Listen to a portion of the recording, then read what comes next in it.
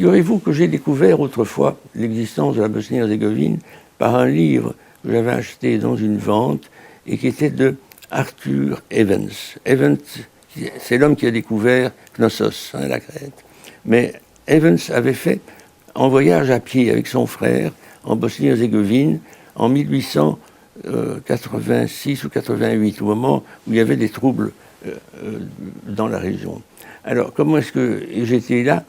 En réalité,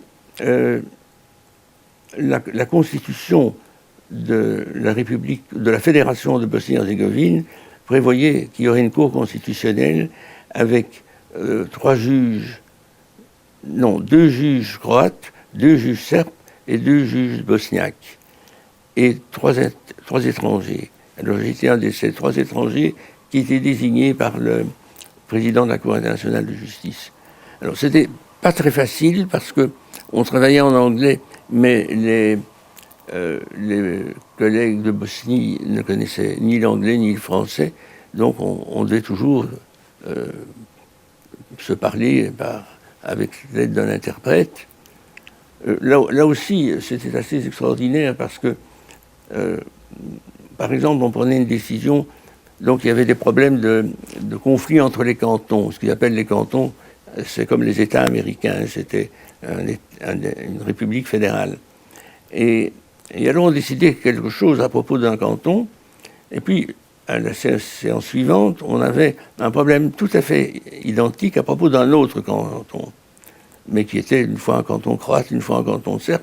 Et alors les juges ne suivaient pas la solution. Je dis, mais enfin, il faut respecter le précédent. Ce qu'on a fait dans tel canton, il faut le faire pour l'autre. Ah oui, mais il n'y avait pas moyen de leur faire rentrer dans la tête.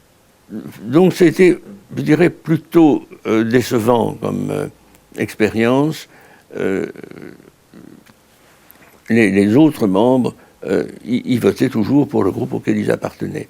Alors, l'utilité des 3 internationaux, c'est que ils ne pouvaient pas s'entendre, n'est-ce pas, ils étaient 6. Donc, avec 4, ils avaient une majorité, et donc il suffisait que 2 groupes s'entendent aux dépens du 3e. Mais ça nous empêchions, puisque la majorité se composait des 4, puis nous 3. Donc ça a permis, je crois, un fonctionnement relativement paisible de l'institution. Mais ça n'a duré que 5 ans, et c'était un régime transitoire, et je ne sais pas du tout comment ça a évolué depuis.